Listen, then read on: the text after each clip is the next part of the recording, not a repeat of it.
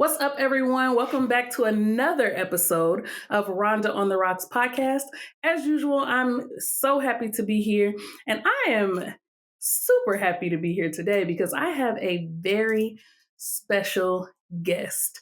The longer I do this show and the more episodes I do, the more I want to just dive deeper into topics that I don't even know a lot about, like stuff that I've never touched, stuff that I've never even dreamt of. So today I have a guest. His name is Surplus, and we'll get into why he's probably one of my most interesting guests yet. But welcome to the show, Surplus. Thank you. Happy to be here and appreciate you for having me on. Of course, of course. So we're just going to jump right in. I usually ask all of my guests what they are drinking tonight. I am drinking a red wine that I got as a birthday gift. There's a lot of wineries in the area that I live in, and this particular wine came from one of those wineries. But I'm a liquor girl. So a little shot of tequila in there, especially given our conversation tonight. I felt like I needed to be a little bit more relaxed and a little bit more, open and receptive. So I put some tequila in my wine tonight. What about you? So this is probably going to be like the most vanilla part of the show for me. All I have literally is just some water in the Stanley. Okay. Trying to hydrate, man. Trying to hydrate. Hey, do what you have to do for you. I am not hydrating. I mean, I am, but I just felt like I needed to be relaxed. I am nervous, probably visibly, because A little bit. we're going to dive into some topics that I have never in my life touched, but I'm excited to learn. I'm an educator by trade. I've taught preschool, I've taught ninth grade, I've taught a lot of different grades in high school. I've been a dean, I've done all things education. So I've had a pretty, as you said, like vanilla career. So I've never delved into what we're going to talk about tonight. But because I'm an educator, I really do love to learn about different things. So first thing that we're going to jump into is the first segment, which is called the Weekend Rundown. So instead of talking about this past weekend, I'm going to talk about the weekend that is to come, the weekend of lovers, the weekend that, is nothing but roses and chocolates and all of those things in our stores. And we're just inundated with all of this Valentine's Day stuff. So Valentine's Day is next Friday. Whenever this episode drops, it is a week from today. And I have a little bit of anxiety about Valentine's Day. So one of my love languages is gifts. So I love giving gifts. I love receiving gifts.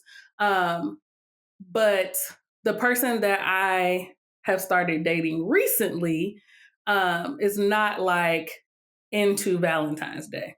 Sometimes I wonder, is that like a cop out that men just don't want to get into it, or is it an actual thing? So I have already purchased a Valentine's Day gift for him. It's not anything extravagant because this is our first Valentine's Day and we've only been talking for 4 or 5 months at this point. So I didn't want to go overboard, although gifts is my love language, and I had to stop myself because I really wanted to buy just a bunch of stuff and really pour my love onto him and via gifts for Valentine's Day. But I am nervous. What do I do if he does not buy me a Valentine's Day gift?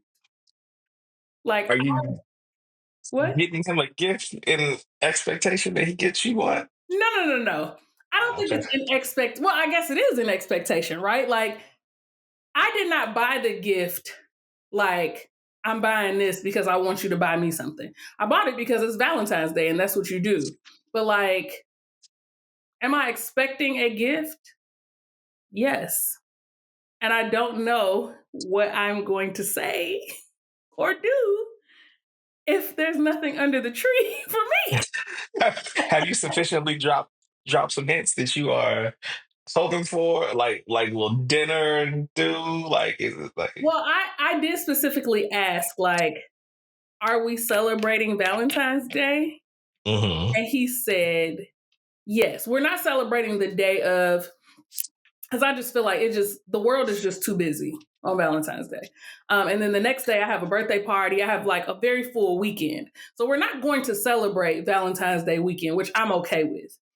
But I do want to celebrate Valentine's Day. So I don't know that he's not going to buy me a gift. He's never like hinted, but I think my anxiety is like getting the best of me. Like, because he already said, like, well, I don't normally do this and all of that. Or like, what if he buys something and I'm like, I don't like this? I, I mean, something is coming. You okay, just don't know what it is.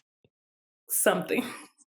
I think that also makes me nervous that it's something like, what if you bought me like a perfume that I don't like or it makes me break out into hives? Like, I don't know. So anyway, I'm very anxious. That is my weekend rundown. I'm very anxious about the weekend to come because I don't know. And I think I'm a control freak. I think I just feel like I need to be in control of things. And maybe you can help me when we get to the rest of the show. Mm-hmm. Maybe I can channel this control energy in a different way. Yeah. What about you? What you got coming up or what's gone on in your last weekend?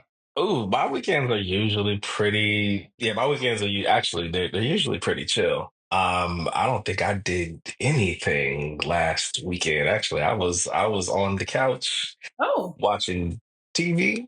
okay. Yeah, TV and movies on TV under my weighted blanket with the Stanley that just made an appearance. I love a weighted blanket. Love a weighted blanket. Sometimes they get a little hot, but Hmm. I do love a weighted blanket.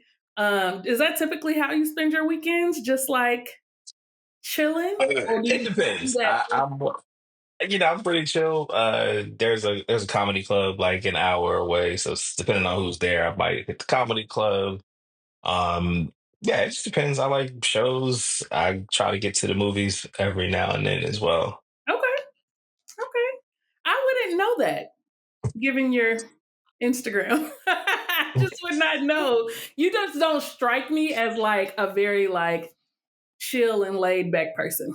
But anyway, I'm glad that you had a very restful weekend. I think sometimes in the busyness of life, we forget to just rest. We forget to like enjoy the mortgage or the rent that we're paying every Hmm. month. Um, Listen, I say all the time, like my rent is like my biggest bill, so I want my house to be as comfortable as possible because this is where I spend the most. This is where most of my money goes. So I'm mhm. trying to make it the best it can be. That is a very good point. I just bought a 5 foot memory foam beanbag chair from TikTok. Hmm. Um, I had absolutely no need for that, but I was like, if I decide that I just want to be in a beanbag instead of on my couch, uh, Yeah. I have that option. So in my home, like I don't spend a lot of time in my lower level. That's where like the kitchen and the living room is. I never sit on my couch, like hardly ever. Um, because I have a loft space where I have like my recliner, it's a TV, my bar is up here, all of that stuff. So I spend a lot of time there. So I was like, oh, if I get tired of sitting in my recliner, I can sit in the beanbag. So There you go. I don't know, single woman problems, or not single relationship wise, but like live alone problems. Hmm. My dog have taken a liking to this beanbag chair. So makes sense to me. I agree with you 100%. All right, let's jump into the next segment, which is called Love Bites. I'm mad. I have to go to work. I have to earn a living. I'd rather have a private income and get laid well and often. So, a little bit of backstory on me. I was raised in a very strict Christian household. I grew up as the only girl in my house. Well, my mom, but just me and my brothers. And the way that I was raised was that women have to be modest at all times. Like, I probably started wearing a girdle when I was like 12. What? No BS. Because it was like your body, you got a shape and, your booty shouldn't be jiggling. So put this shapewear on to hold you in, like long skirts. Um, wasn't allowed to like wear red nail polish and things like that because all of that was seen as something sexual or something like ladies of the night or just like a more of a sexual thing than anything.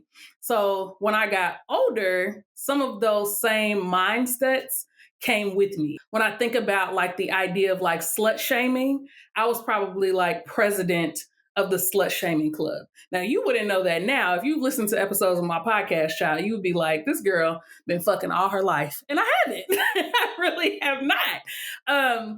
But I've kind of learned and kind of steered away from a lot of that. So I'm interested to hear like your opinion on like slut shaming in 2025. Is that something that still exists? Is that something that you see as a man? What are your thoughts on that? I mean, I think it's something that will exist probably until the end of time. Mhm. Just because no matter how permissive or forward like society becomes, there will always still be some folks who are repressed or Mhm. super conservative when it comes to sex and sexuality. The thing that I think we overlook sometimes is that we can change our realities. Like we don't have to hang out with people that make us feel bad, Yeah. or we can be sexual in some spaces and buttoned up in other spaces, or we can set boundaries and we can compartmentalize so we can Yeah. avoid some of those things. Hmm. Yeah, I think that I can't even tell you when I really like got away from the whole slut shaming thing. I when I taught, I remember teaching units on feminism and talking about like catcalling and all of that stuff. So trying to teach my students like this is not a invitation, a woman wearing this, or the music videos. Just because I'm shaking my ass on a music video doesn't mean that I want to engage in sex with you. It may be just something that I want to do. And I think like teaching that to other kids is what really helped open my eyes to it. Like I feel like I was like really bad. I remember a friend of mine, we were going out somewhere and it was summer in Chicago. She had on like a white tank top, but you could see like this patterned bra that she had underneath it. And I was like, girl, your bra showing. And she was like, I know. Like this is sexy. And in my mind, I was like, that's terrible. That's just awful. Listen, we never, not never, but broader society very rarely, if ever, puts the onus on men to be better people or men Correct. to be better behaved out here. Hmm. That's true. That's true. But I just was so appalled. And now I'm like, I always have my tits out. Like it's just part of my outfit at this point. I try to keep them looking nice because they go with everything that I have. Right. It's just amazing. And like you said, that's a huge piece. The onus is never on the man. Never. There was a video that came out recently on social media, and it was a young woman in church who had to like stand up in front of her church Mm, and I did see that. apologize to other human beings who are probably all having sex, every fucking last one of them, for being pregnant. And I think the question that 99% of people had was, where's the father? Yeah, we He know had where to her say, mama was co-signing the craziness. yeah. Like, where is the father? And I want to know, like, where in this church is the father? Is he in the pulpit? Is he on them drums? You on that Certainly organ? possible. Like, is he outside, parking cars? Because he's here. Chances are he's here. But yeah, the onus is never put on the man. So I remember showing my students this video of this young woman. She had on like the plainest clothes ever, a black t-shirt and black jeans. They were not like extra tight. There was no cleavage, nothing. White woman. Or maybe biracial, I'm not sure. But she's just walking down the street in New York City. And I had them count how many times. Mm, Have you seen that video? How yep. many times she was being catcalled just simply for walking down the street. And I think that, like you said, we have to start holding men more accountable for some of this stuff that is happening with women. There is like a fear that I know that I have and many of my friends have about me being out, a man asking me for my number. I'm dating somebody. But if a man asks me for my number, I feel more inclined to give him my phone number because I fear that there may be a negative reaction to it. He may retaliate. I don't know if this man gonna hit me, follow me, like Mm-hmm. all of these things. And people are like, you give him your actual number? Yes, because niggas are crazy. They will call you right then and there Right there. just to make Exactly. sure that your phone rings. And so I'm like, yes, I give them my number. I let them see my phone ring. Oh, yes, baby. Oh, you're so handsome. I can't wait to talk to you. And once I'm like, Blocked. out of sight, out of mind, blocked. Yeah. And why should women have to feel that way? And I think Mm-hmm. that the other part of that is like when women are sexual beings, when we talk about enjoying giving oral sex, or we talk about like or dress provocatively or what's considered provocatively, whatever, then it's like, oh, she's this, she's that, she probably don't have no job. I'm like, do you know how many teachers was doing OnlyFans during that Mm-hmm. pandemic? A lot. Like they was losing their jobs left and right because somebody was watching. Exactly. So I don't know. It's just I don't know. What do we do about that? Like, is there like a support group that men can go to get help for that bullshit? It needs to be something. It got to start from a very early age, because I think, and I think some of it is just how we socialize Mhm. boys and how we socialize men, just around like the dating and mating process. Almost like women don't have agency, or just because women like to do certain things means that she gonna doesn't mean she gonna want to do it with you. Yeah, 100%, 100%. And the amount of times that women have to say that, even going to like when you think about like dating sites and stuff like that, like if a man puts on there, I'm just here for a good time, not a long time, it's no problem. If a woman puts that, before she can get done typing it, people are going to be screenshotting it and putting it all over the internet. And Hmm. it just amazes me. Like one day I just want to do like a social experiment and just make like a dating profile and put like I just want to suck dick and see like how fast I end up on the shade room, because I feel like it's almost inevitable for a woman to like be shamed and like dragged on the internet for just being a sexual being. Men enjoy that. Hmm. They low key love that shit. And I think that whole saying like men want a lady in the street but a freak in the sheets, like why she can't just be herself? You know, Yeah, like what do you think about that statement? Like because lady in the streets, freak in the sheets. so much of the way we, and I'd say we as in like men, so much of the way that we operate is like dating by committee, which is bullshit to me. What's that? A lot of it's a whole lot of either what will my friends think, or what will the mythical they think, or Mhm. what are they gonna think, from the same people who will tell you that they leaders and they do what the fuck they want to do. Yeah, it's a whole lot. It's a whole lot of peer pressure, real or perceived. Mhm. Where do you think that comes from though? Like where does that like and why is it still happening? You know what I mean? Like I feel like we haven't evolved any, like at all. Like Little Kim, Foxy Brown, like all of those artists are getting dragged just as much as Megan Thee Stallion and everybody else. And it's like these are two totally different eras of music, but it's still not okay. Like why do you think that exists? It's image a lot of times, because people still look, or a lot of men still look at their families, their partners, their kids as like extensions of them and not necessarily separate, independent people. Mhm. And I think, and honestly, I think that it's fine if if you want a certain type of woman. Like, I think that you should go for it. There are tons of relatively conservative, buttoned up women out there. It kills me when dudes approach women who they know ain't like that Yeah. and try to change them. Hmm. Yeah. Sorry for the Neighbors No, it's all good. barking.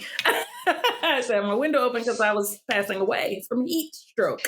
Okay, that makes a lot of sense. Do you personally subscribe to the like lady in the streets, freak in the sheets type deal? Like, what's your vibe?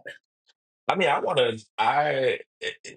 not necessarily. I mean, I think, I talk very openly about sex and sexuality. My partner talks openly about sex and sexuality as well. Mhm. As long as we are good on the inside, I'm perfectly fine with that. Some of the coolest folks I know, low key, like, are sex workers. Like Okay. some of the coolest, most down to earth folks that I know do sex work. Okay. All right. I love that. All right. So let's dive into the meat of the program, if you will. Okay. We're going to dive into the section called Bald Head Ho Shit. Yeah. Yeah, I got a babe, but I left the nigga at home. Hey, drop one, what we doing? Y'all talking about short classes. Yeah. Drop one, the producer. Bald head ho shit. Get it, bitch. Bald head ho shit. So a slumber of mine, who Yeah. I've actually never met, but we like communicate on social media. That's my girl. She sent me your profile and was like, I think that he would be a great guest for your podcast. So I'm like, oh, let me go to his Instagram. And I was taken by surprise. I was like, there's fire, there's knives, there's whips. What? Who is this man? Who is this man? And why do you feel like I personally need to know him? Because my God, today, like, not that I was necessarily clutching my pearls because I have evolved. I no longer am a slut shamer. Right. But I was just like, what is this? Like, what is happening here? And because I was so intrigued, I was like, let me just reach out to him and see what he's talking about. Like, so I reached out to you. We had a conversation. I was like, she is correct. Like, she's her sister's keeper. You're perfect for the podcast. So if you don't mind just telling us, first of all, I call you Sir Plus. So for the listeners who did not catch that, if you caught it now, then you know where we're going. You know where we're going. But tell us a little bit about like you and what you do. So I like Well, tell me a lot of version. it, not a little bit. A lot of it. Short version, or like the elevator pitch. Like I'm a writer, also a professional dominant as well. I like to say I've kind of been kinky all my life, but I started the clock around 2013 or so. Okay. Yeah, and I think the door opened for me, like for real. I want to say in like 2008. I was a journalist in a previous life, Okay. and back home where I'm from, they have the Adult Entertainment Expo. So I went there on assignment, and I was at this workshop, and there was this lady who stood up, talking to the panelists about how this movie changed her life. And I went out, bought the movie. It was like this BDSM themed trilogy. And I was like super intrigued. So I started reading. I read for years, actually, like this 08, 09 at this point. So yeah, read for years, didn't really do anything. And back at that time, all of this stuff was still super taboo.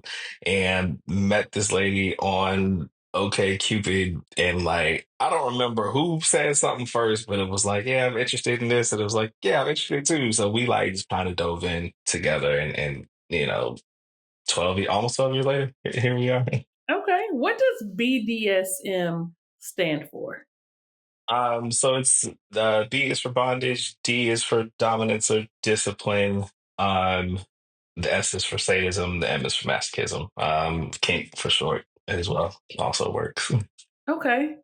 So B is for bondage. Bondage. That right there for me, I'm like, absolutely not. Like, no, too much of a control freak. I just had I did an episode with some friends of mine where we talked about, would you rather be handcuffed or blindfolded? And I was like, absolutely blindfolded. Okay. Handcuffs, How come? the thought of being like restricted, like my body not being able to move freely, makes me nervous. Like, What if not you could being break out of the cuffs? free, huh? What if you could break out of the cuffs? Still, I don't know. Just the thought of like somebody putting me in bondage. I don't know. Like the thought of like being contained. And I'm not like claustrophobic, but I just don't like not being able to move. Well, I'm not comfortable. I don't know Okay. if there's been someone in my, I'm a virgin, so I've never had Okay. sex. So I can't imagine ever someone putting me in like handcuffs. I don't know why. I think it's just a mental thing. So I'm sure that like when you meet your clients and different things like Mm. that, you've met people like me. So how do you like help them get comfortable with like some of the things that you do? And then tell us a little bit more about some of the things that you do. So here's the thing: is like you get to remain in. You are in control, so to speak. From I mean, control is relative, Mhm. and I like to tell people like you're never fully. I'm like it's a game, and the game can end at any point. Right. But coming in, the person who is giving up their power retains all of that and is actually setting you're setting the scene from the beginning. You get to tell me essentially what it is that you want, how long you want it, how hard you want it, how soft you want it, et cetera, et cetera. And we talk those things over and make it happen. And if at any point in time people feel uncomfortable, they're safe words, or I like to use a stoplight system, red, yellow, green, or throw up a hand if you need a break, or it's consistent and constant communication. So it's not you coming in and saying do whatever you want, and I'm just like all right, and I do whatever I want. It doesn't work like that. Okay. So you say you are a, don't let me mess this up. You are a Mhm. dominant, Professional dominant, yes. professional dominant. Mhm. What does the job description for that look like? Like, Um, if I was on LinkedIn and I was like, I'm looking for a professional dominant job, here's the things that I need to look for. What does that look I do. I mean, everybody is different. I do things like this. I've done seminars before. I've done parties where I've done demos. I do private sessions as well. But you're in charge of what are you like in charge of? You're in charge of the My job is to make sure that the proverbial that you get your needs met, and that I get you in and out safely and satisfactorily. Okay. And so, like, what are some of the ways that you do that? Because I've been on your Instagram. Last week you Okay. was using fire. I'm like, sir, Mhm. this doesn't look safe. Like, what is Right. happening here? Somebody call the fire department. How do I do that? Or how do I get, what was the question Yeah, again? like what are some of the ways that, because you said you like are there to help people get what they need and then leave Mhm. safely out, like, but how do you get there? Like, what are some of the tactics or tools or skills that you have that get people wherever they want to go? And is the goal like an orgasm? Like, what is the goal? Or The does goal is it vary from theirs. people to The people? goal is theirs. Yeah, everybody has a different goal. Sometimes people come and they say like, I've had a really hard week and I just want to feel relaxed, or I want to feel cared for. Or some people come in and say like, I've had a hard day, like, and I need somebody to beat my ass. And like, so it all the biggest skill I think that I use is conversation and negotiation, honestly, because that's how you figure out what it is that people want, and without that, um, you can't get really anywhere. Hmm. So a person who is just straight out of revival, like me, Mhm. you know, worked a long day. I come and I'm like, hey, here's my Zelle. Okay. I just want to have a good time.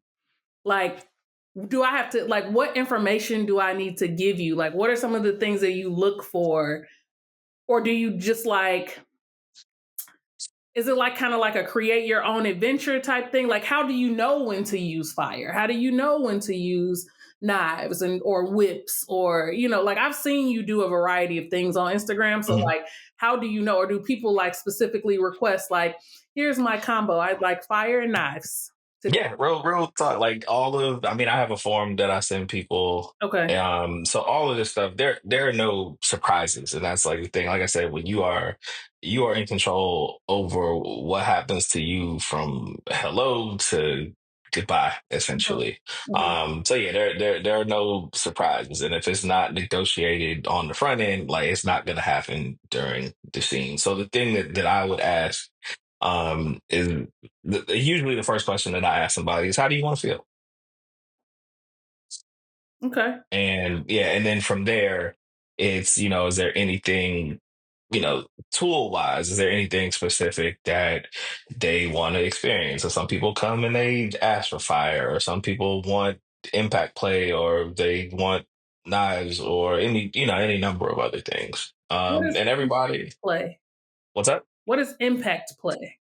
Impact is literally anything that makes contact with your body. So whether that is spanking or punching, or I have like some bamboo canes that I use on people. I have paddles. Literally anything that makes contact with the body. I'm just processing. I'm like, paddles. Huh. Hmm. Hmm. Bamboo. And these are like, I don't know that I like that. I don't know that I, like you said, punching. Hmm. Like with your fist. Hmm. And people are And like, it's not, there's levels to everything, right? Like you yeah, don't I'm have just trying to to, wrap my mind again. yeah, just I'm because trying you to learn as we go. just look, and I think that there's this misconception sometimes. Yeah. A lot of people, their like first introductions were like 50 Shades Gray or something crazy. Right. Um, and that's legit. There are like legitimately some people that really enjoy pain.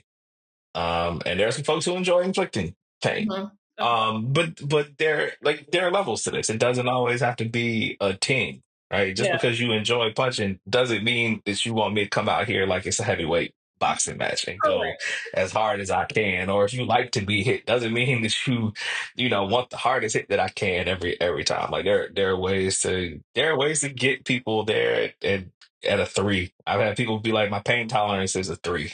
Mhm. So that's not very difficult at all. And you send them out with a smile, all the same, as if it was a 10.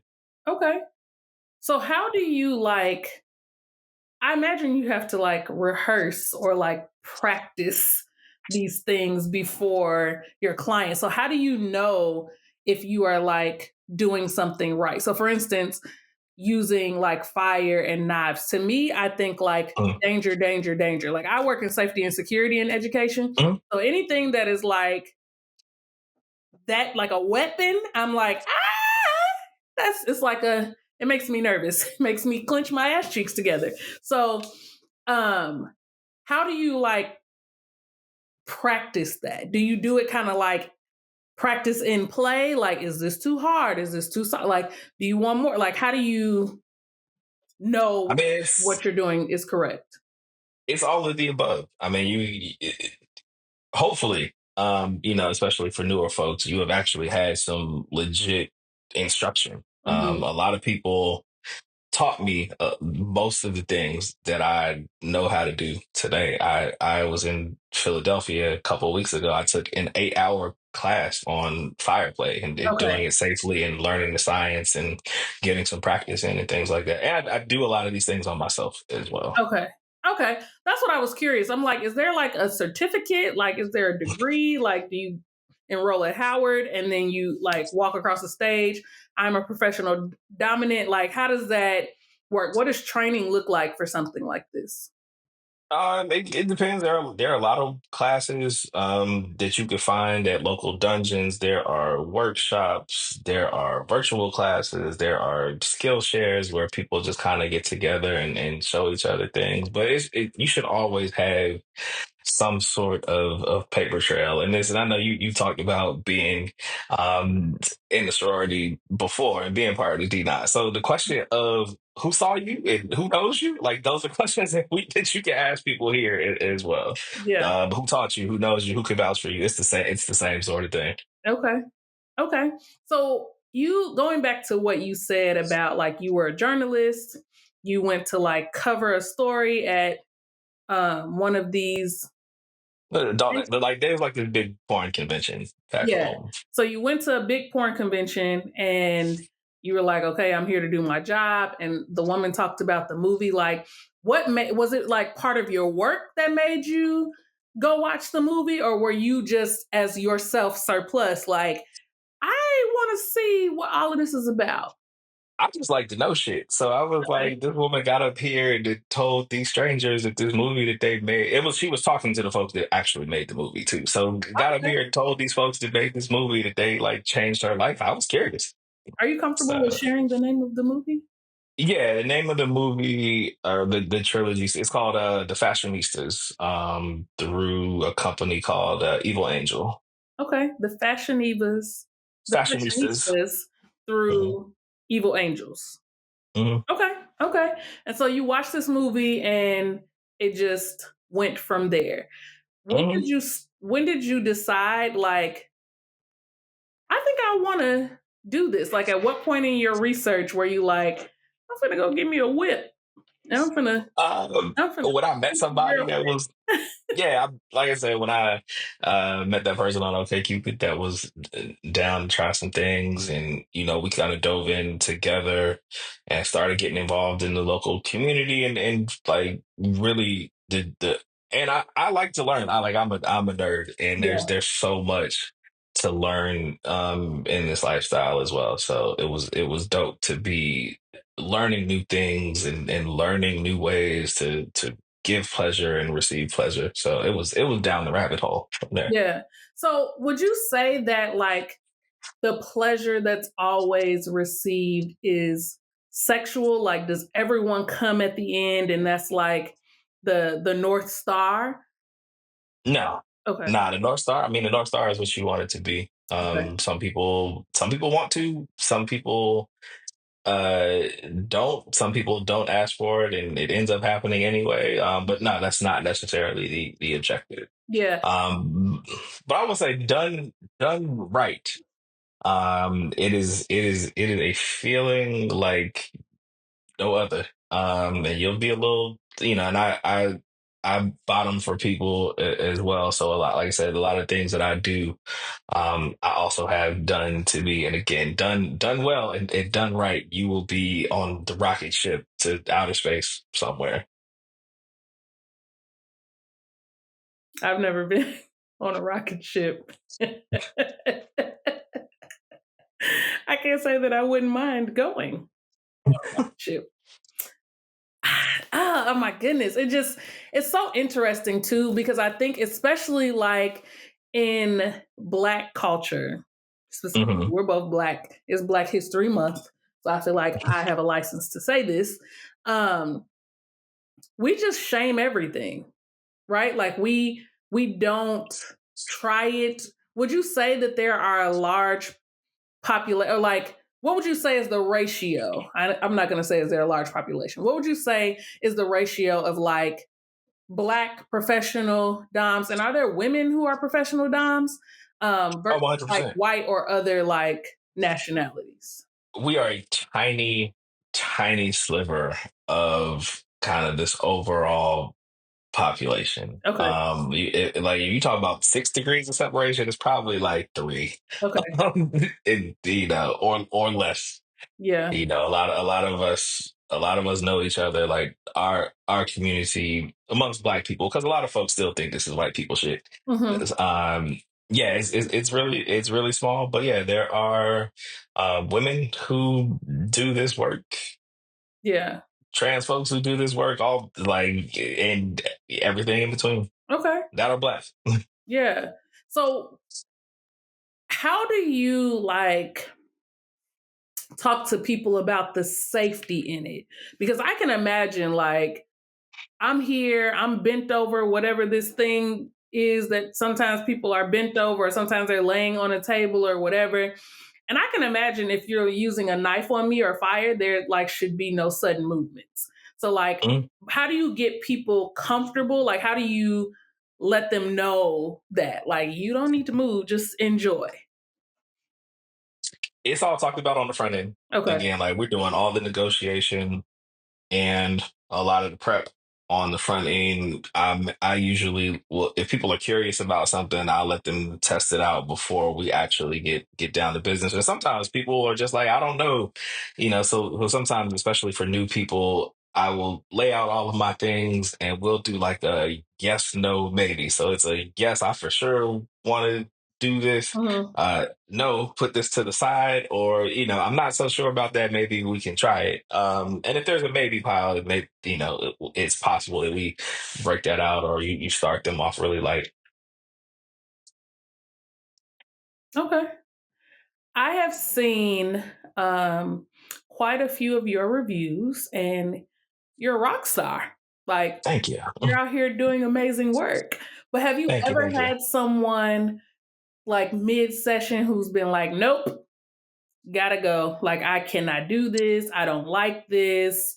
Have you ever had someone who kind of like got nervous in the middle of like a session? Yeah, I've never had a session end prematurely. I will say that there have been, yeah, there have been things.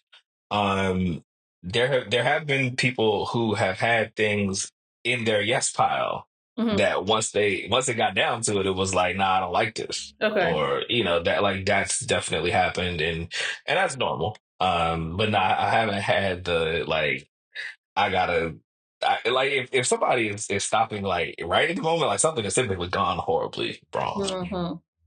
Okay. Yeah, you try to minimize uh those things on the front end. Again, you want to talk to people about, especially newer folks. If it's their first time with you want to talk about, do they have any traumas, or do they have any triggers or any injuries or ailments? So it should be a thorough conversation on the front end. Okay. So is this a part of your life that you are like loud and proud about? Is it something like, yeah, if people know that I do this, I'm okay with it? Like if we had a session and I see you in Trader Joe's the next day and like, hey, are you going to be like, hey, or is it going to be like, we had a contract, see you later, made you nuts No, last night, get the fuck out of my face? no, I literally have a paddle necklace that says surplus that I have on every day. My partner and I have collared each other, so like this literally cannot come off without like a screwdriver. So Okay. no, I am open without being descriptive. Like my mama knows. Okay. Yeah, I'm open without being descriptive. I'm never going to, like, I'm never going to out somebody. So like Yeah. I might not, I hit you with the head nod, in Yeah. public. I ain't never gonna walk past nobody's. I was raised right. Okay. But yeah, I give you a head nod, but I'm not gonna initiate a conversation with somebody, because a lot of people, part of the reason that people come to us is for discretion and privacy. Yeah. But no, I am not hiding anything. I said I have, like, my partner and I have collared each other essentially, and I have my little surplus necklace and Yeah. keychain, so it's not out there, but I'm not hiding it either. Yeah. Has anyone ever like outed themselves like, whoo, we had a good time last night? Like, No, okay. I would probably be mortified, truthfully. Yeah, That would be me with my anxious, nervous yeah, ass. I'd be like, oh my God, last night was so great. Did you have a good time? yeah.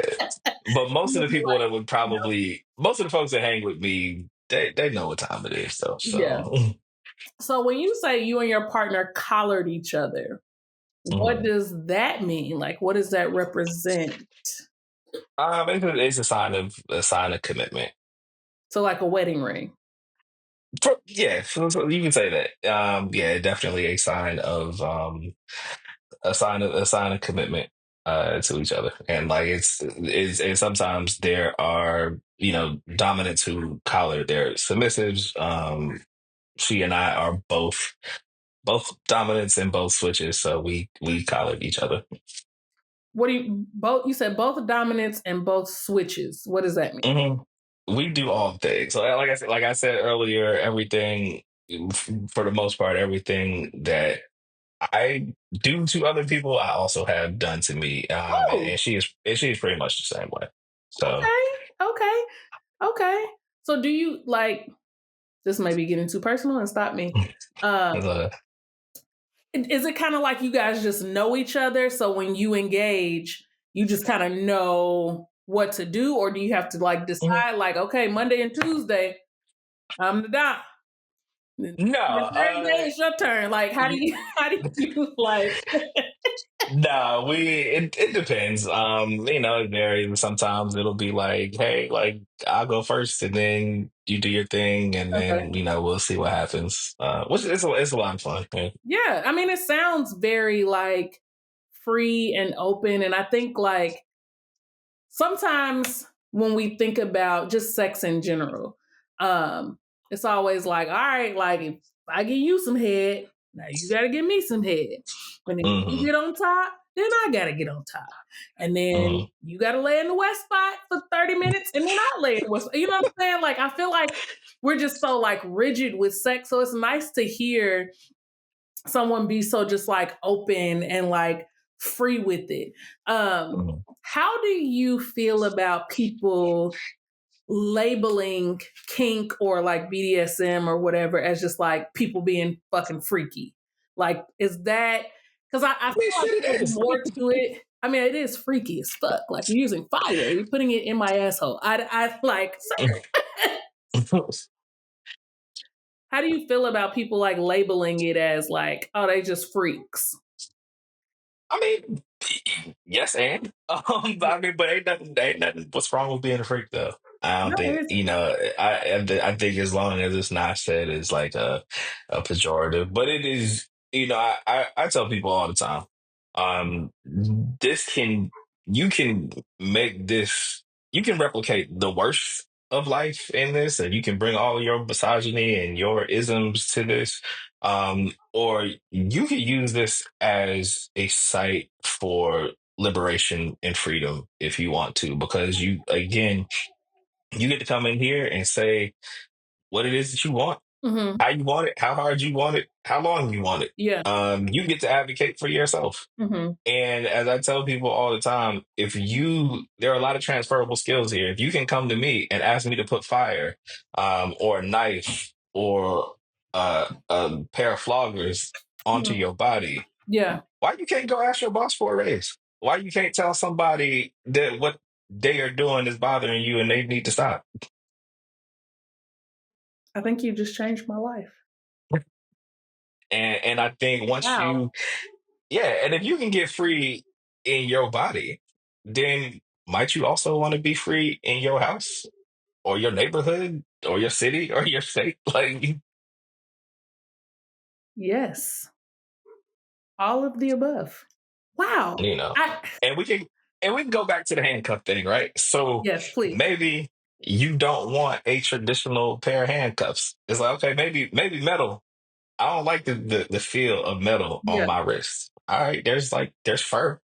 Let's Okay. talk about fur. Or if it's not that, there are like uh Velcro straps that like extend. There's all kinds of ways to do things, and it's all in the conversation and the negotiation, and you coming in and being able to advocate for yourself. Yeah. Yeah. You can advocate for you here. Why you can't do it in the vanilla way? You have a point. I cannot say anything, and I very rarely have nothing to say. I am the certified yapper, and I have things to say about everything. But you're right. I think even just like having you on my podcast, for me and someone who grew up the way that I grew up and kind of has had the mindsets that I've had my whole life, it's so nice to like just learn more. I can't say that I will ever have somebody put fire on my ass cheeks, and it feels amazing. By the way, I will say that. The more you talk about it, the more I'm like, we'll talk offline. It's like a hot stone massage. A knife. Like, what's the worst that can happen? You're not near any like major arteries. Like, I'm sure I'll be fine. But it's just nice to learn and to like have permission to be free in your body and in your mind. Mm-hmm. I sometimes feel like, I ain't gonna say sometimes feel like, as a Black woman, I work in education, but I work in more of the corporate side of education now. I feel like I'm very boxed in a lot of ways. My boss is Black, a Black woman. She's amazing. And I work for I work for an amazing school district. I'll say that. But there still are these like mindsets that sometimes make you feel like, if I'm towing the line too much, I'm going to go back to the safe zone. Even like with my family and my parents, like my dad, God rest his soul, I never had a conversation with my dad about sex. And my dad died when I was 34. Never. Like, it just was not, it was always like, don't do it because you're going to get pregnant and your life is going to be ruined.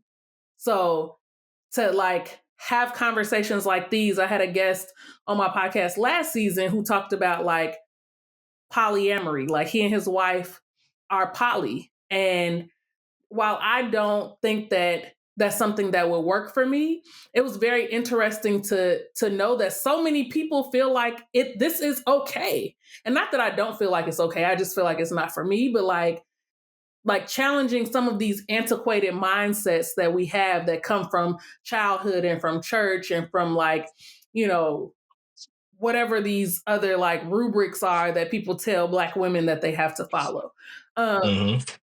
Do you get a lot of men that are interested in these things, either to learn how to do it or like, does that come across your desk often?